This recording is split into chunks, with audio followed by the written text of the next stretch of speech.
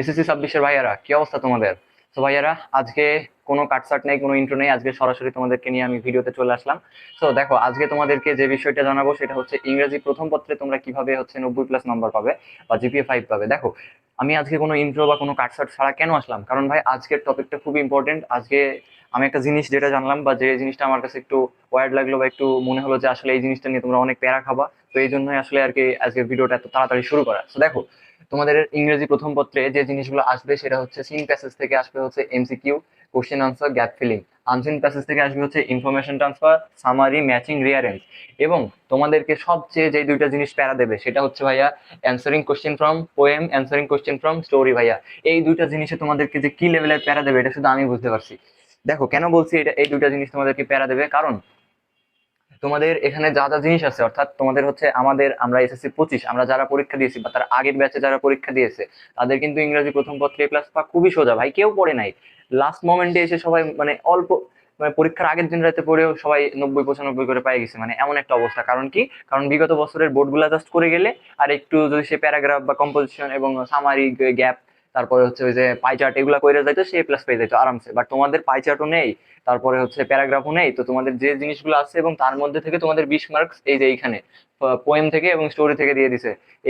এই দুইটা জিনিস আসলে অনেক প্যারা দেবে তোমাদের, কারণ স্টোরি এবং পোয়েম তোমাদের বইয়ে হচ্ছে 7টা 7টা করে 14টা মতো আছে, আই থিঙ্ক, শিওর জানি না, বাট হয়তো এরকমই কিছুটা আছে। তো সেখান থেকে তোমাদেরকে প্রশ্ন দেবে, বাট তোমাদেরকে কোনো উদ্দীপক মানে কোনো প্যাসেজ দেওয়া থাকবে না, জাস্ট তোমাদেরকে প্রশ্ন দেবে। এবং প্রশ্ন এমন না যে কোনো একটা থেকে দেবে, প্রশ্ন প্রত্যেকটা থেকে একটা একটা করে প্রশ্ন দিতে পারে, আবার একটা থেকে দুইটা দিতে পারে, এরকম ভাবে প্রত্যেকটা থেকে প্রশ্ন দেবে তোমাদের। এবং সেই জিনিসটা তোমাকে আসলে মনে করে রেখে, অর্থাৎ মুখস্থ টাইপ করে তোমাকে আনসার দেওয়া লাগবে। তো এই দুইটা জিনিস নিয়ে আমি বিস্তারিত ভিডিও দেবো ইনশাল্লাহ। তো আজকে তোমাদেরকে বলি হচ্ছে তোমরা আসলে কিভাবে মোটামুটি এই দুইটা জিনিস বাদ রাখো আপাতত, তোমরা কিভাবে অন্যান্য জিনিসের প্রস্তুতি নিবা সেই জিনিসটা চলো তোমাদেরকে বলি। তো দেখো, প্রথমে আসে হচ্ছে সিন প্যাসেজের ক্ষেত্রে। সিন প্যাসেজের ক্ষেত্রে তোমাদের বইয়ের সবচেয়ে ইম্পর্টেন্ট কিছু হচ্ছে প্যাসেজ আছে আমাদের, চলো দেখি সেগুলো কি কি। মেহেরজান মেহেরজান নামক একটা প্যাসেজ যেটা আছে, মেহেরজান লিভস ইন ইসলাম, তারপরে হচ্ছে প্রীতিলতা ওয়েদ্দেদার, তারপর হচ্ছে জাহির রায়হান, তারপর হচ্ছে হিউম্যান ক্যান নেইদার চেঞ্জ, তারপর হচ্ছে গ্রাফিটি। তো এই পাঁচটা জিনিস, এই পাঁচটা প্যাসেজ তোমাদের হচ্ছে সিন প্যাসেজের জন্য ইম্পর্টেন্ট। তো সিন প্যাসেজ থেকে তোমরা কি করে এমসিকিউ তে ভালো করবা, দেখো, সিন প্যাসেজ থেকে 7 মার্কের এমসিকিউ আসবে এবং এটা ভালো করার জন্য তোমাদেরকে বইয়ের অর্থাৎ বা মডেলের যে যে টাইপের এমসিকিউ গুলো আছে, যে এমসিকিউ গুলো আছে সেখান থেকে এমসিকিউ গুলো পড়ার লাগবে ভাই। কেন বলছি? কারণ সাথে সাথে এমসিকিউ পাওয়ার জন্য তোমাকে অ্যান্টোনিম, সিনোনিম এই দুইটা জিনিস পারারই লাগবে। আর এই দুইটা জিনিস তুমি কিন্তু এমনি এমনি পারবা না। তোমার যদি না দেখা থাকে, অর্থাৎ তুমি যদি এমসিকিউ গুলো প্র্যাকটিস না করো বা না পড়ো যে আসলে অ্যান্টোনিম কোনটা, এটা সিনোনিম কোনটা, তাহলে কিন্তু তোমার দ্বারা এমসিকিউ এর সাথে সাথে পাওয়া পসিবল না। তো এই জন্যই বলছি যে সিনথেসিস থেকে এমসিকিউটা একটু পড়ে রেখো বা দেখে রেখো। তারপরে আসি কোশ্চেন আনসার, এখান থেকে তোমরা 10-এ 10 শিওর পাবা, এটাতে নেই প্রবলেম। আছে হচ্ছে 3 নম্বর গ্যাপ ফিলিং। তো গ্যাপ ফিলিং এ তোমরা কিভাবে ভালো করবা, দেখো, গ্যাপ ফিলিং এর জন্য তোমরা তোমাদের বিগত বছরে যে যে প্রশ্নগুলো আমাদের আসছে, অর্থাৎ মডেল এবং তোমাদের এই যে প্যাসেজের অনুসারে প্যাসেজের নিচে দেখবা।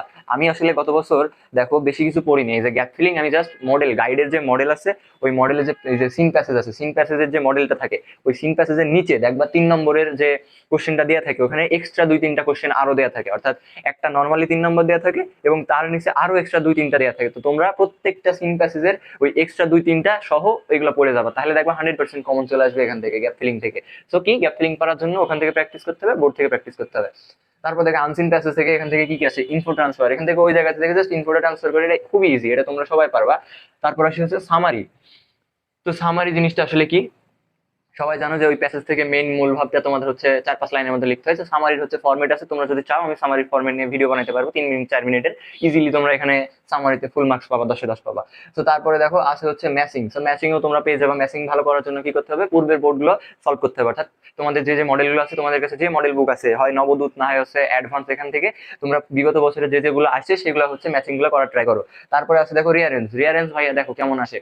রিয়ারেঞ্জ হচ্ছে বই থেকে বিগত যত মডেলগুলো আছে সবকিছু বিগত বোর্ডে 10 থেকে 12টা রিয়ারেঞ্জ তোমার হচ্ছে মোটামুটি ঘুরে ফিরে আসে, যদি কমন গুলোর ভিতরে পড়ে। আর যদি রিয়ারেঞ্জ এমন করে যে না আমরা 10 থেকে এর ভিতরে দেবো না, আমরা বাইরে থেকে বানাই দেবো, তাহলে নতুন করে বানাই দিতে পারে। যে আমাদের আমাদের বেলায় আমাদের হচ্ছে বোর্ডে নতুন করে বানাই দিছিল, তো আমরা ওটা পড়ে পড়ে বুঝে বুঝে ওটা আনসার করে আসছিলাম। বাট এমনও হয় যে নতুন করে বানাই দেয়, আবার এমন হয় যে 10টার ভিতরেই কমন দেয়। তো তোমাদেরকে আমি রিয়ারেঞ্জের সাথে ডায়লগের এবং কমপ্লিটিং স্টোরির কিছু বিগত বছরের বোর্ডের হচ্ছে কিছু আমি পিডিএফ দিয়ে দেবো। তো ওগুলা পড়বা ইনশাল্লাহ, যদি বোর্ড থেকে আসে বা কমন মেয়ের ভিতরে দেয় তাহলে ওগুলোর ভিতরেই দেবে, আর না হলে তোমাকে বানাই লিখতে হবে। তো বানাই কিভাবে লিখবে সেটাও বলছি। তো তারপরে দেখো আসি আমরা রিয়ারেন্স গেল, আমাদের আছে হচ্ছে 8 আর 9, এই দুইটা জিনিস খুবই প্যারা দেবে এবং এই দুইটা জিনিস নিয়ে আমি বিস্তারিত ভিডিও দিব ইনশাল্লাহ।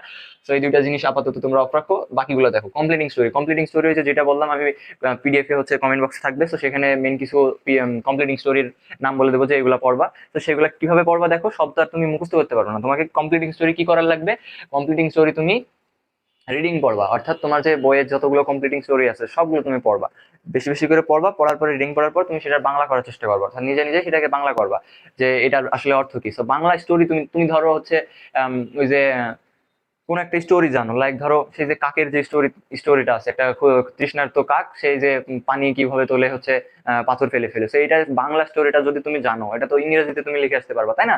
তো এটার জন্য কি করার লাগবে, ওই যে গতবার বলছিলাম যে এটার জন্য তোমাদের করার লাগবে হচ্ছে জিনিসটা আসলে রিডিং পড়বা, বইয়ের ভাষাতে কেমন ভাবে আছে সেটা জানবা এবং সেটা নিজের মতো করে নিজের ভাষায় লিখে আসবা, গ্রামাটিক্যাল প্রবলেম যেন না হয়, সবকিছু সেন্টেন্সটা যেন কারেক্ট হয়।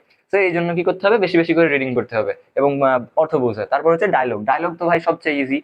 ডায়লগ লেখা ভাই সেই ক্লাস 5 6 থেকে ডায়লগ লিখে আসছো। ডায়লগের আর কি, সেই তোমার আর তোমার ফ্রেন্ডের মধ্যে importance of news paper, importance of learning English, importance of physical exercise, তো এইগুলোর ভিতরে আসে। তো ডায়লগ মেন মেন যে ডায়লগ গুলো আসে আর কি, সেগুলোর হচ্ছে আমি তোমাদেরকে পিডিএফ এ দিয়ে দিয়েছি, তোমরা দেখে নিও আসলে কোনগুলো আসে।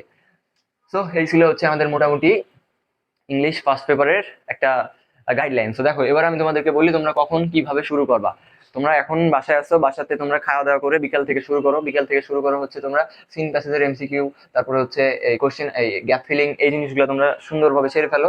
তারপর হচ্ছে ইনফো ট্রান্সফার, তারপরে ম্যাচিং, রিয়ারেঞ্জ, এগুলো তোমরা হচ্ছে পড়ে ফেলো। এগুলো যত বিগত বছরে যত তুমি বোর্ড মডেল সলভ করবা তত তোমার ইজি হবে ভাইয়া। দেখবা তোমার গাইডে হচ্ছে নবদূতে তোমার হচ্ছে ফার্স্ট পেপারের জন্য বা নর্মাল গাইডেও তোমার হচ্ছে একটা জায়গা থাকে যেখানে তোমার সবগুলো বোর্ডের এই জিনিসগুলো, গ্যাপ ফিলিং, তারপরে ইনফো ট্রান্সফার, এগুলো সবগুলো একসাথে এক জায়গায় সিরিয়াল ভাবে সাজানো থাকে। তো তোমরা সেখান থেকে সব প্র্যাকটিস করো, তোমরা বই দেখে দেখে প্র্যাকটিস করে রাখো, দেখবে অনেক কাজে দেবে ইনশাল্লাহ। তো তারপরে কমপ্লিটিং স্টোরি, ডায়লগ, এগুলোর জন্য কিভাবে বললাম সেভাবে ফলো করো। অ্যান্ড আজকের দিন অর্থাৎ এখন থেকে ইংরেজির এগুলো সেরে রাখো। আমি রাত্রের ভিতরে ইনশাল্লাহ এই পোয়েম এবং কিভাবে হচ্ছে স্টোরি থেকে লিখবা, তো সেই জিনিস নিয়ে ভিডিও দেওয়ার চেষ্টা করব। আর আপাতত এগুলো পড়ো, এগুলো বেশি বেশি করে পড়ার চেষ্টা করো। তোমাদের হাতের টাইম হচ্ছে 2 দিন, তো 2 দিনের ভিতরে তোমাদের এই ইংরেজি সবকিছু সুন্দরভাবে সারার লাগবে।